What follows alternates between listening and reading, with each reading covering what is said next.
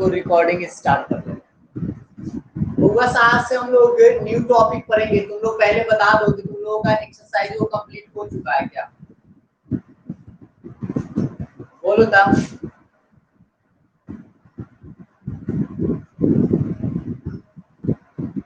सभी लोग जल्दी से आ जाओ। हम लोगों का डिफरेंशिएशन लगता है समाप्त हो चुका है। डिफरेंशिएशन हम लोग कंप्लीट कर लिए हैं। तो अब आप लोग को न्यू टॉपिक पढ़ना है। एक बार देख लेते हैं। हाँ, साफ दिख रहा है। चलो बढ़िया बात।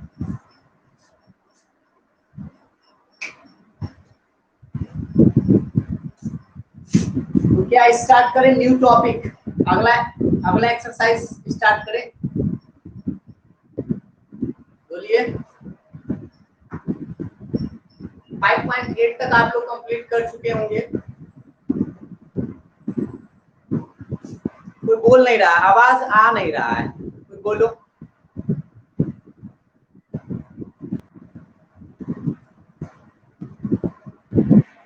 सब सुस्ती आए। जल्दी से बताओ, आगे का टॉपिक स्टार्ट किया जाए।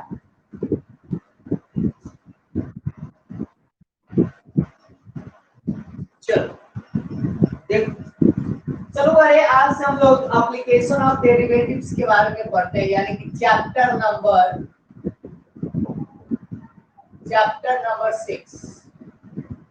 आपका टॉपिक है application of derivatives. Application of derivatives, जिसको हम हिंदी में बोलते हैं अवकलज के अनुप्रयोग।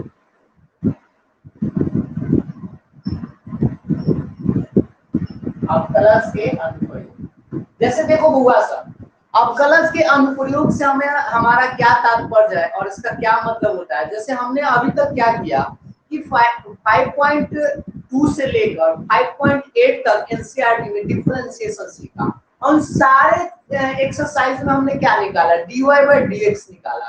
x के रिस्पेक्ट में किसी न किसी फंक्शन का हम लोग डिफरेंशिएशन निकाले। तो यहाँ पर आप लोगों को करना क्या है, इस चैप्टर 6 में कि एप्लीकेशन ऑफ डेरिवेटिव्स में करना क्या है कि डेरिवेटिव्स का यूज करना है, प्रयोग करना है। ठीक है, इसमें हम लोग क्या करेंगे कि डेरिवेटिव्स का प्रयोग करेंगे।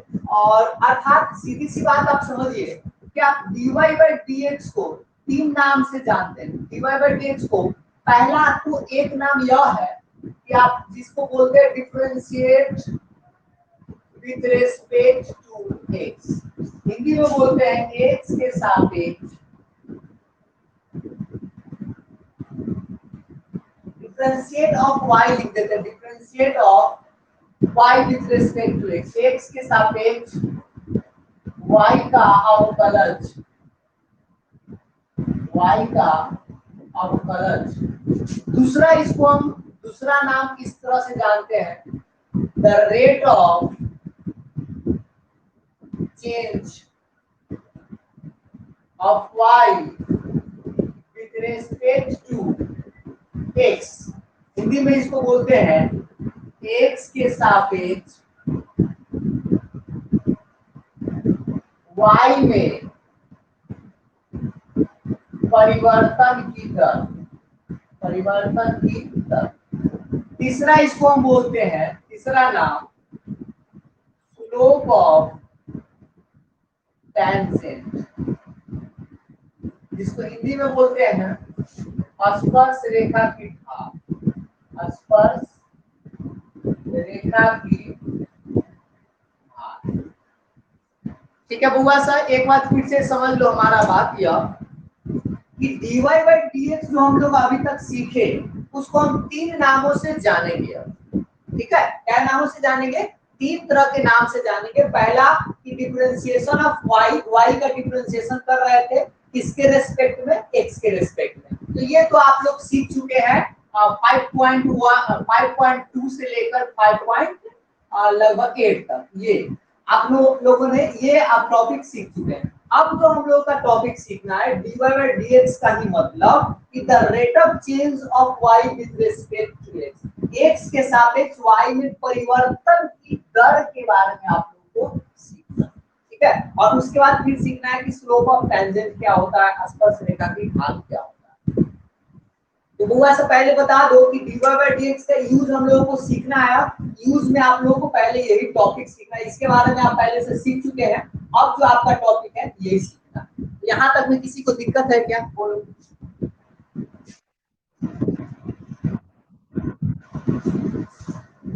आवाज नहीं आ रहा है किसी का? चलो पहले दिख रहा है ना?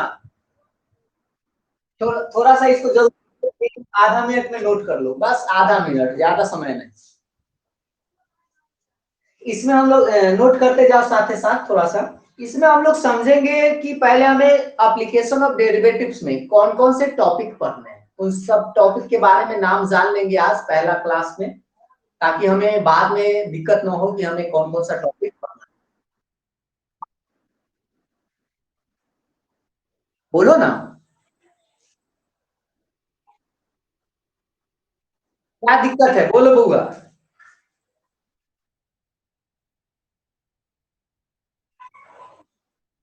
अरे हम क्वेश्चन बना दिए, तुम नहीं देखा 5.8 कल वीडियो भेजे थे से? अरे बच्चा तुम लोग कहाँ रहता है, वीडियो भेजते हैं तो देखता नहीं है?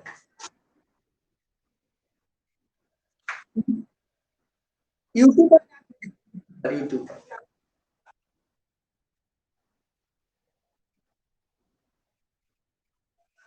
अच्छा कोई बात नहीं, तुम हम पे मैसेज करना व्हाट्सएप पे, हम तुमको अभी भेज देंगे, ठीक है? चल ठीक है। टेंशन मत लो, जो भी वीडियो चाहिए हमको मैसेज कर देना, भेज देंगे, उसके लिए टेंशन मत लो।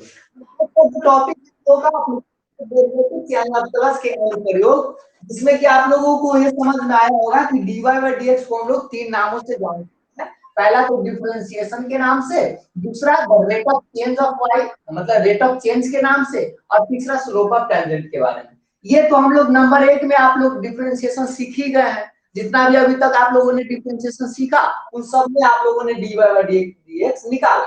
दूसरा चीज हम लोगों को सीखना होगा rate of change of quantities के बारे में, यानी और उसके बाद के बारे में। तो ये सब जो आप सीखेंगे वो है एप्लीकेशन ऑफ डेरिवेटिव्स में ही सीखेंगे। चलिए, तो यहाँ तक हुए आप लोगों को समझ में आ गया होगा, इसको मिटा दें हम, हुआ से बोलो। नोट, ठीक है। अब हम लोग पहले लिख लेते हैं कि एप्लीकेशन ऑफ डेरिवेटिव्स में हमें कौन कौन से टॉपिक पढ़ने हैं। चलिए आप लोग साथ ही साथ लिखिएगा, हम भी लिखते हैं, आप लोग साथ ही साथ लिखिएगा, ठीक है? नंबर 1, इसमें जो आप लोगों को टॉपिक पढ़ना है, पहला पहला जो आप लोगों को टॉपिक पढ़ना है वही द रेट ऑफ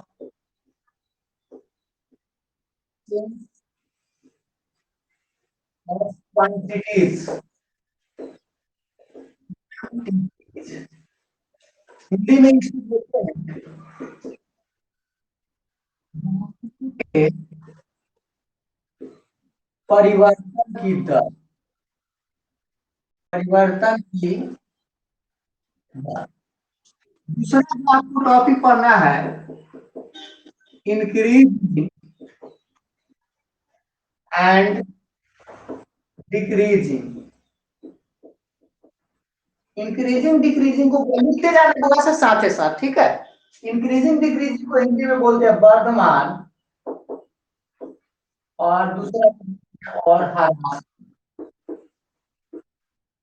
ह्रासमान, वर्धमान का मतलब होता है बढ़ना, और ह्रासमान का मतलब होता है घटना। इसके बारे में आप लोगों को सीखना है कि कौन सा फंक्शन इंक्रीज होगा, कौन सा फंक्शन डिक्रीज होगा, इसके बारे में। उसके बाद आप लोगों को सीखना है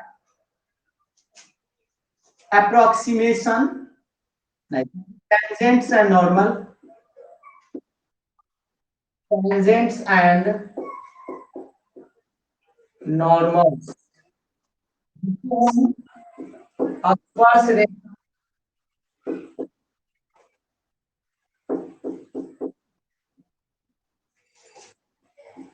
एवं अभिलंब रेखा, अभिलंब, इस तरह से।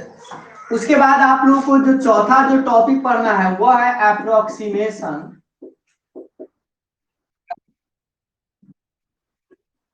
इसको आप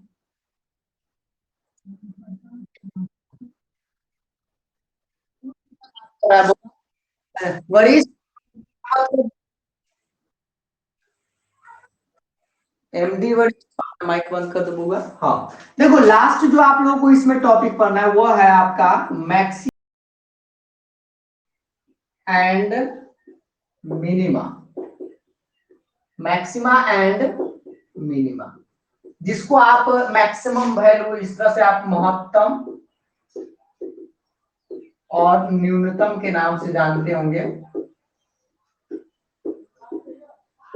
महत्तम और न्यूनतम। आप लोगों को यही टॉपिक पढ़ना है, यानी कि आप 5 गो टॉपिक पढ़ना है टोटल। पहला जो है आप लोगों को the rate of change of quantities, यानी राशियों के परिवर्तन की दर, कि किसी भी वस्तु का हम लोगों को परिवर्तन की दर अगर आप पूछा जाए कि दर कैसे निकाले किसी वस्तु का किसी के सापेक्ष, तो इसमें हम लोग ये आप लोगों का बता दें कि ये 6.1 होगा, और ये जो है आप लोग को 6.2 में मिलेगा, दिखाई दे रहा, और ये जो है आपका 6.3 में मिलेगा, और ये है 6.4, और ये है आपका 6.5। यानी कि टोटल जो एक्सरसाइज आप लोगों को पढ़ने हैं वो है 5 एक्सरसाइज एप्लीकेशन ऑफ डेरिवेटिव्स में। यहां तक बुआ से समझ में आ गया सबको?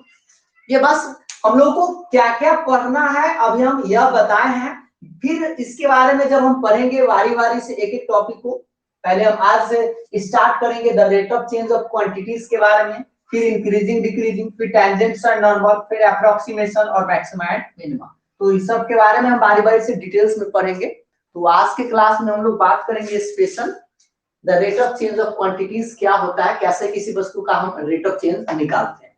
तो आप लोगों का नोट हो गया है तो बताओ। हाँ चलिए, तो मिटा दे इसको, ऊपर से मिटा दे। चलिए, बहुत बात है।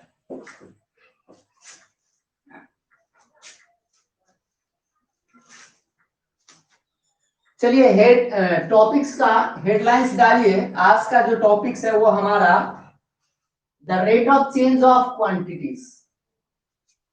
आज के क्लास में हम लोग बात करेंगे पहला यानी 6.1 के बारे में, the rate of change of quantities, of quantities यानी कि राशियों के परिवर्तन की दर, राशियों के परिवर्तन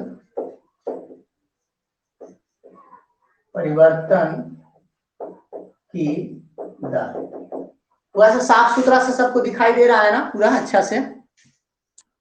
चलिए, तो अब हम लोग बात करते हैं बउआ साहब कि राशियों के परिवर्तन की दर क्या होता है। ठीक है, इसके बारे में आप लोगों को थोड़ा सा कुछ नोटिफिकेशन नोट्स के रूप में या सिंबल के रूप में आप लोगों को याद रखना होगा। कैसे याद रखना होगा, क्या क्या याद रखना होगा, उन सब बातों को हम बताते हैं। आप लोग थोड़ा सा ध्यान से समझिएगा।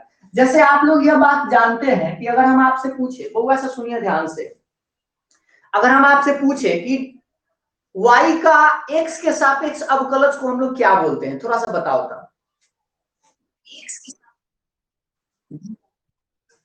x के सापेक्ष y का अवकलज को dy बाई dx बोलते हैं। लेकिन अगर हम कहें t के सापेक्ष y का अवकलज क्या बोलेंगे? t के सापेक्ष y का अवकलज क्या बोले? डी, हम बोले कि t के सापेक्ष y में परिवर्तन की, y में परिवर्तन या ऐसे हम बोल सकते हैं कि t के सापेक्ष y में अवकलज बताइए। dy by dt। का सूट गया का बोलता नहीं है। अच्छा अच्छा, इंग्लिश में, चलो देखो इंग्लिश में ही बोल देते हैं, टेंशन मत लो। देखो बुआ सर, इसको हम लोग क्या करते हैं, जैसे मान लो कि हम पूछे, देखो यही पूछे थे, जैसे बोलते हैं differentiate of Y, differentiate of Y with respect to X, X के सापेक्ष, एक्स के सापेक्ष वाई का अवकलज, वाई का अवकलज। तो इसको हम क्या बोलेंगे बताओ तब, बोलो तो कोई। बोल बउआ, इसको क्या बोलेंगे? y के सापेक्ष, यानी y के सापेक्ष नहीं, sorry, differentiate of y with respect to x, x के सापेक्ष y का अवकलज को हम लोग क्या लिखते हैं बताइए आप लोग? x लिखते हैं। बहुत एक बढ़िया, ये ना हुआ बात, dy बाई क्या लिखते हैं बउआ? dx लिखते हैं। ये तो आप डिफरेंशिएशन में जानते ही है ना, ये सब आप बात डिफरेंशिएशन में पढ़े हैं। लेकिन हम लोगों को करना क्या है, अब हम लोगों को द रेट ऑफ चेंज के बारे में लिखना है। तो बउआ से ध्यान दो, अगर हम इसी को बोले, इसी को हम नया नाम से भी बोल सकते हैं, ध्यान देना, ऐसे बोलेंगे the rate of change, the rate of change of y with respect to x। Hindi में बउआ से सुनिए ध्यान से, x के सापेक्ष y में परिवर्तन की दर, परिवर्तन की दर। बताइए तो इसको हम लोग क्या लिखेंगे? बताओ बउआ साहब। dy बाई dx लिखेंगे, बिल्कुल सही, क्योंकि dy बाई dx का मतलब तीन तरह से हम आप लोग को बताए हैं क्लास स्टार्ट करते टाइम, कि पहला तो डिफरेंशिएशन जो आप ये पढ़े आप 5.2 से लेकर 5.8 तक, उसके बाद जो अब हम लोग को पढ़ना है वह यही है, x के सापेक्ष y में परिवर्तन की दर। डिफरेंशिएशन निकालने का मतलब ये होता है कि y में आप परिवर्तन निकाल रहे हैं, किसके रेस्पेक्ट में? तो जो नीचा होगा उसके रेस्पेक्ट में, तो इसको भी हम dx ही बोलेंगे, ठीक है। तो अब जो आप लोगों को पढ़ना है वह यही चीज सीखना है। अच्छा बउआ से बताओ, अगर हम आपसे पूछे द रेट ऑफ, ध्यान दीजिएगा, द रेट ऑफ चेंज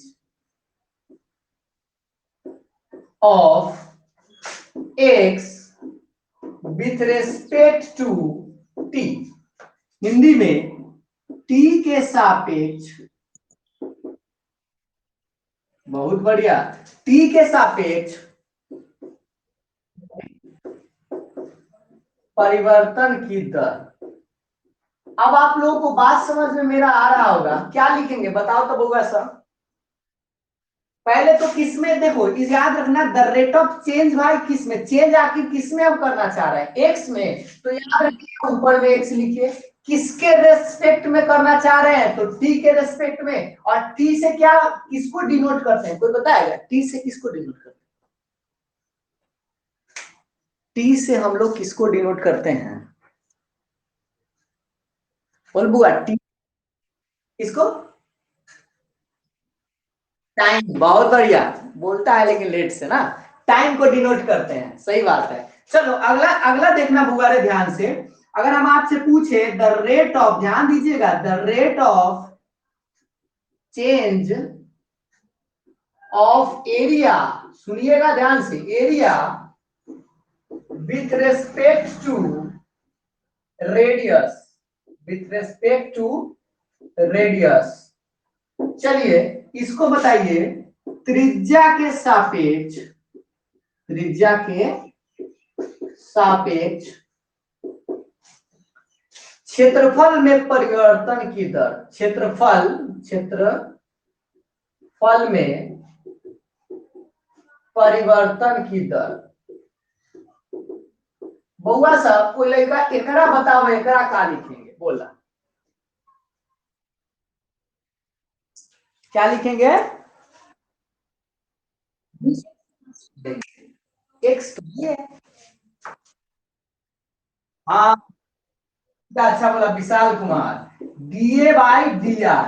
सोचो बुआ, डीए बाई डी आर हम क्यों बोलेंगे? क्योंकि हमसे वो क्या पूछ रहा है, the rate of change of area, और एरिया का क्या मतलब होता है? क्षेत्रफल। और क्षेत्रफल को देखिए, एरिया का पहला लेटर क्या है? ए है, इसीलिए हम डीए बोलेंगे। डीए में मतलब ए में वो चेंज चाहता है, किसके रेस्पेक्ट में वो चेंज चाहता है? तो रेडियस रेस्पेक्ट में, तो इसीलिए डी आर लिखे। कोई दिक्कत नहीं? दिक्कत तो चलो अगला सवाल पूछते हैं, लिखते भी जाना बउआ सब, ताकि बाद में देखना ना पड़े। द रेट ऑफ चेंज, देखते रहना, समझते रहना, लिखते रहना। The rate of change of, ध्यान दिया बउआ, radius with respect to time, Hindi में समय के सापेक्ष, समय के सापेक्ष, समय के सापेक्ष त्रिज्या में परिवर्तन की दर। बउआ से बताब एकरा के का लिखेंगे, क्या लिखेंगे?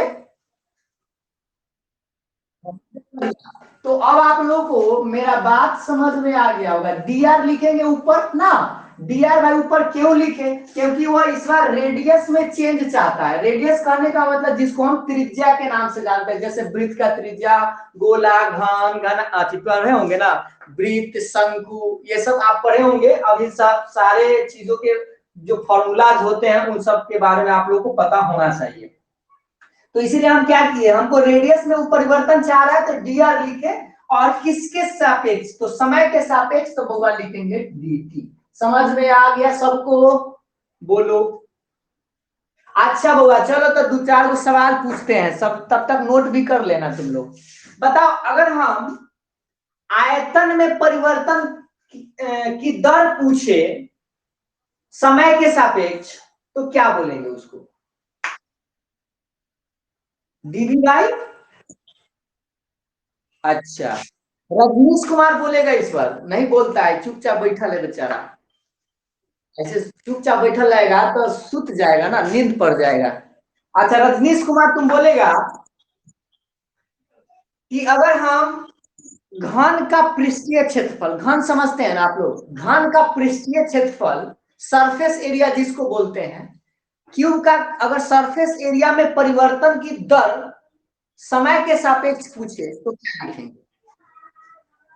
रजनीश कुमार बताओ बुआ। देखो बुआ, सरफेस एरिया को हम लोग शॉर्ट में एस से लिखेंगे। कथी से लिखेंगे? एस से। तो डीएस बाई क्या बोलेंगे बोलो? टी, समय के सापेक्ष बोले है ना, तो डीएस बाई डी टी बोलेंगे। ठीक है, बहुत बढ़िया। और वॉल्यूम इसे समझ ही गए, चलिए ठीक है। चलिए तो यहां तक में किसी को दिक्कत है? देखो बुआ तुमसे कैसा सवाल पूछेगा, हम क्यों ये सब बता रहे हैं, इस सब के बारे में बात करते हैं। थोड़ा सा माइक बंद कर लो तो क्या रहा है जा रहा है। देखो इसके बारे में थोड़ा सा समझते हैं। क्वेश्चन जो है आप लोगों को इसी भाषा में लिखल रहेगा, और इसको जो है ना आपको समझ जाना है कि भाई इतना जो लिखल है एक मतलब क्या है, वो हमसे क्या पूछ रहा है, तो आपसे कैसे कहेगा, ध्यान दीजिएगा। अच्छा चलिए एक छोटा सा सवाल और पूछ लेते हैं। अगर हम कहें कि वृत्त के क्षेत्रफल में परिवर्तन की दर, सुन रहे हैं, वृत्त के क्षेत्रफल में परिवर्तन की दर इसके त्रिज्या के सापेक्ष ज्ञात करें, क्या पूछ रहा है?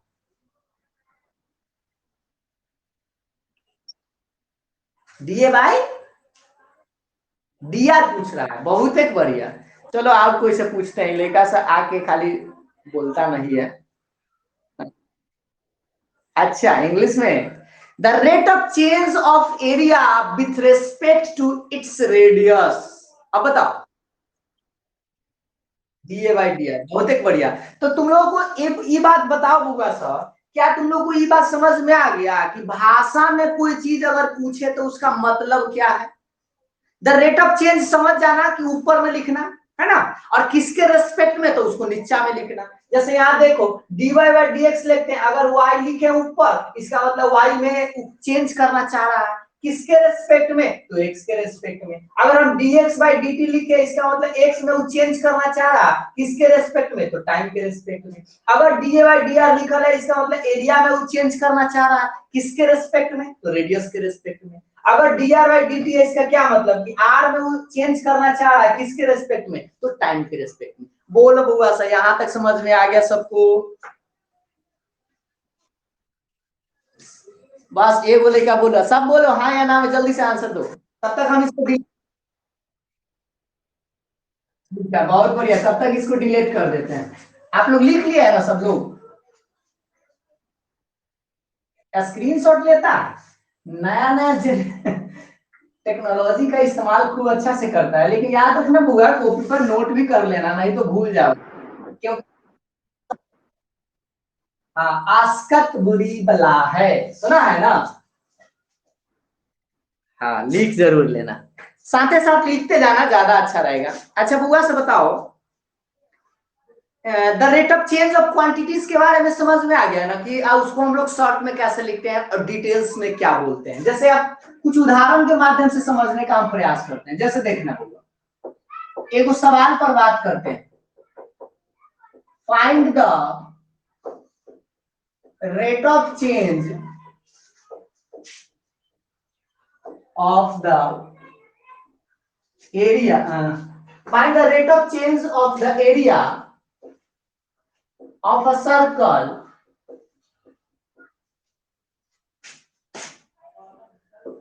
with respect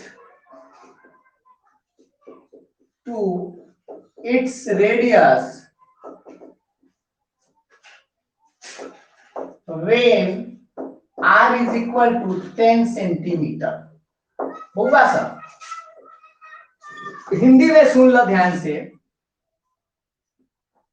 वृत्त के,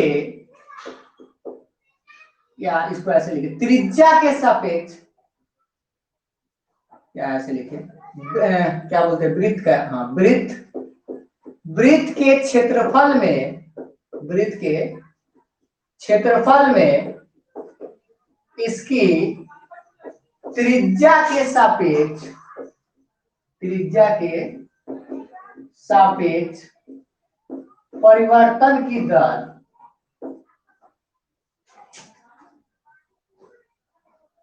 परिवर्तन की दर ज्ञात करें जब r बराबर 10 सेंटीमीटर है। बोलो तो बुआ, ये जो सवाल आप लोग देखिए वो क्या पूछ रहा है, बोलो सवाल में आप लोगों से क्या पूछा जा रहा है, कोई बताएगा? कैसे पता चला कि डीए बाई डी आर ही पूछ रहा है? बोलो।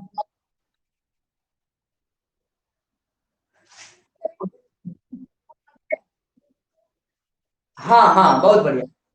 क्वेश्चन जो देखने को लंबा चौड़ा लगेगा, लेकिन लंबा चौड़ा क्वेश्चन से मतलब नहीं है, उसके मीनिंग से मतलब है कि उसका क्या अर्थ है। अगर उसका अर्थ को समझ गया, वो क्या पूछना चाह रहा है उसको समझ गया, तब तो आसानी से बना सकता है। जैसे देखो क्या पूछा, द रेट ऑफ चेंज, भाई परिवर्तन की दर तो पूछ ही रहा है, अब केकर परिवर्तन की दर पूछ रहा है, इस बात को समझते हैं। तो किसका पूछ रहा है? एरिया का पूछ रहा है, और वो कथी का? तो सर्कल का, मतलब वृत्त का। तो वृत्त का एरिया में वो परिवर्तन चाह रहा है, और किसके रेस्पेक्ट में? तो वो अपर रेडियस के रेस्पेक्ट में। बात समझ में आए? तो सोचो बुआ सर, तुम लोग बताओ, मान लो कि यह एक सर्कल है, सर्कल में रेडियस होता है, सबको पता है, ये आर है, और कह क्या रहा है कि आपसे ध्यान दीजिएगा, एरिया को आप जानते हैं कि ए से डिनोट करते हैं। तो मान लीजिए बुआ से ध्यान देना कि ए जो है वो क्या है? Area of a circle. वृत्त का क्या है? क्षेत्रफल। क्या है? वृत्त का क्षेत्रफल है ए। अब आपसे क्या पूछा हो, ए में एरिया में वो परिवर्तन चाह रहा है, किसके रेस्पेक्ट में? तो आर के। तो डीए बाई डी आर बराबर व्हाट, जब आर के मान 10 सेंटीमीटर दिया हुआ। ये बात आप लोगों को समझ में आया क्या? बोलो तो बुआ सर। अच्छा, तो अब आप हमको बताइए, अब आप हमको बताइए कि ए का क्या मतलब? ए मतलब आप फार्मूला जानते हैं क्या वृत्त का क्षेत्रफल का? एरिया ऑफ सर्कल क्या होता है? पाई आर स्क्वायर होता है। तो हम लिखेंगे ए बराबर पाई आर स्क्वायर। अब ए बराबर पाई आर स्क्वायर तो लिख दिए, लेकिन हमसे वो क्या पूछ रहा था? DA by D are. तो बउआ बताओ, डीए बाई डी आर निकालने का मतलब है कि इस एरिया को डिफ्रेंशिएट करना होगा, करना होगा ना। किसके रेस्पेक्ट में डिफ्रेंशिएट करना होगा? तो आर के रेस्पेक्ट में। तो लिखेंगे D A by D R. R क्यों लिखे समझ में आया बुआ नीचे?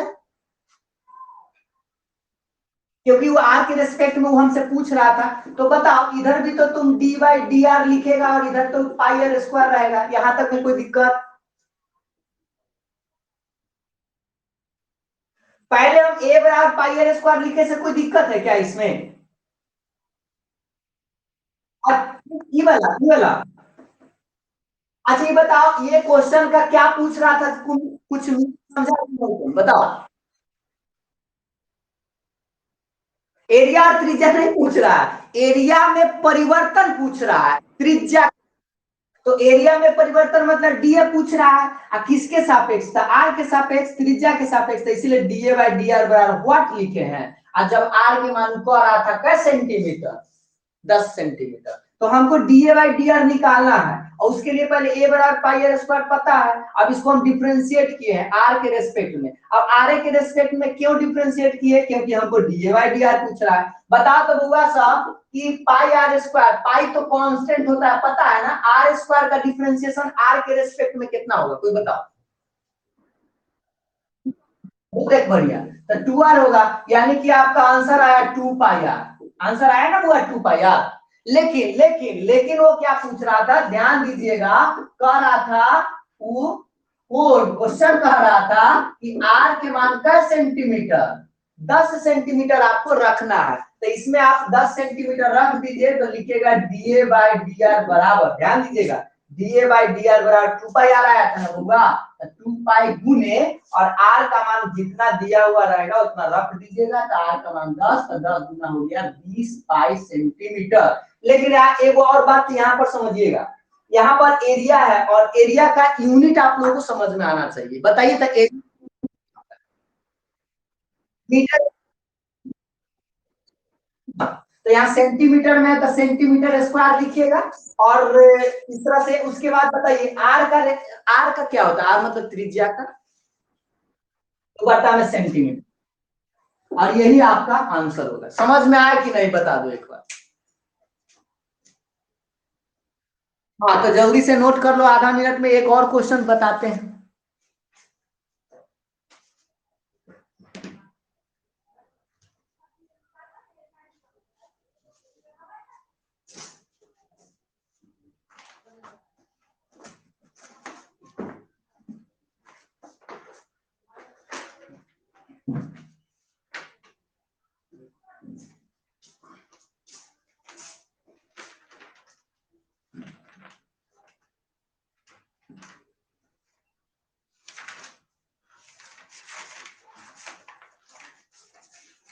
एक क्वेश्चन आप लोगों से पूछते हैं,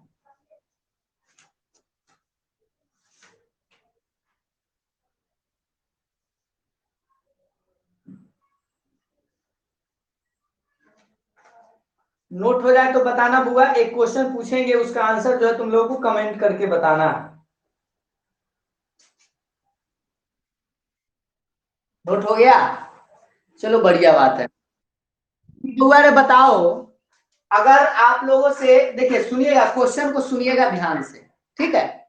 सुनिएगा, क्योंकि हम पूरा लिखेंगे नहीं। एक, आप तालाब तालाब समझते, तालाब में एक क्या बोलते हैं, एक क्या बोले, पत्थर, पत्थर को भीगा गया। कथी को भीगा गया? पत्थर को भीगा गया। और उसमें जो है त्रिज्या जो है स्पीड से बढ़ रहा है, स्पीड से बढ़ रहा है। चलिए नहीं तो हमको लिखना पड़ जाएगा, सिंपल से इसी टाइप में से क्वेश्चन पूछ लेते हैं कि अगर उस वृत्त के क्षेत्रफल में परिवर्तन की दर त्रिज्या के सापेक्ष ज्ञात कीजिए जब आर के मान 4 सेंटीमीटर। फिर से सुनिएगा, वृत्त के क्षेत्रफल में परिवर्तन की दर उसके त्रिज्या के सापेक्ष ज्ञात करें जब आर के मान 4 सेंटीमीटर हो। इसका आंसर बताओ क्या हो?